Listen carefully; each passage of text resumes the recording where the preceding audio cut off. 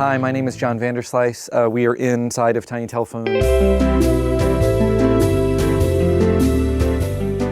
I opened this studio in 1996. It was actually $660. I'll never forget. It was a co-op of 9 other people. We basically rented this to rehearse in it with this idea of starting a studio later on. The co-op dissolved. I ended up opening a studio a year later, and it was $100 a day. And our first client was Thinking Fellers, local 282 on Matador, a band on Matador. They're fantastic. And they booked the studio for 30 days, and it kind of gave me this idea that it was feasible and logical. That was my first mistake.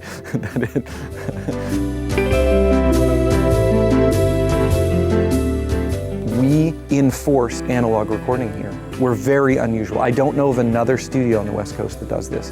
Not only that, we provide free analog tape to bands because then they can't push back, then they can't say anything about it. We will not let someone come here and record on a computer.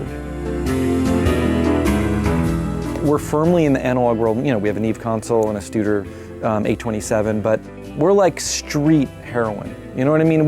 It's stepped on. You know, we're not the pure. You can go up from here, but hey, you know, this room's $375 a day. What do you want? You know what I mean? We have a grand piano and a Hammond. I mean, it's like there is a limit. You know what I mean?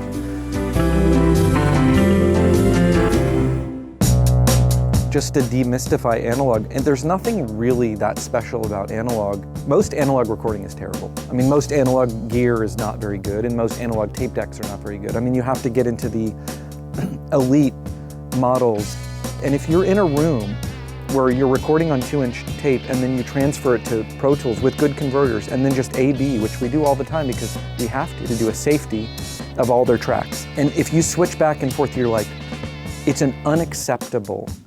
It's like a kamikaze plane coming down on a ship. It's just like, oh my God, and it's unacceptable.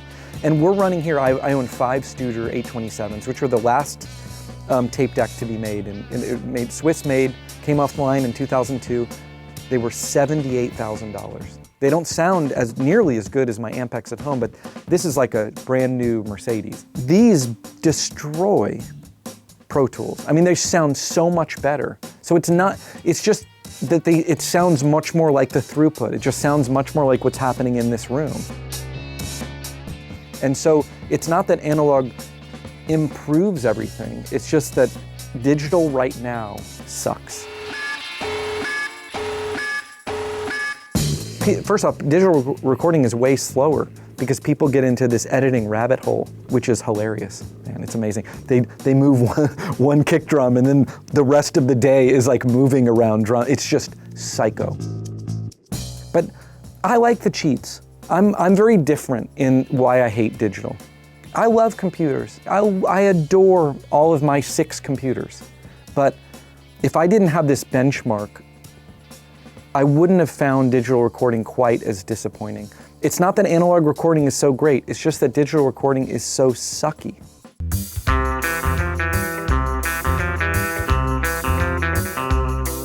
I thought that the model should be that you put out a record, any hard copy costs money, a digital copy is always free. I think that now it's clear that every band is changing every time they put out a record. There's tweaks. The last thing I put out was Green Grow the Rushes, which was a free EP last year. And I did exactly that. It was a 180-gram vinyl pressing that was $15, and then the digital copy was free. I mean, the problem with the vinyl stuff and the hard copy stuff is that there's just the reason why I had to do a Kickstarter is that the initial price of printing the vinyl was like $25,000 because it's 200 grams. It was just prohibitively expensive. And I think that this is the window of Kickstarter. I don't know if I can do this again in 18 months. There's this crazy like major label rush now on Kickstarter. I mean, it's pretty amazing. So I felt like I was in this window that was very lucky. I decided I wanted to do 200-gram pressings of all the vinyl, that I wanted to offer digital downloads of everything in 5 different formats. You know, my server has all of the Diamond Dogs record and Dagger Beach and all these formats. It's not password protected. Because, you know, first off, who cares? It's digital media. You know what I mean? Like really, it doesn't cost me any money if someone pulls down my record. We have to be honest about this stuff. It's a natural part of life. There's a lot of 14-year-old people out there that don't have $20 in their wallet. I mean, we have to think about that critically. Like people are gonna steal your record.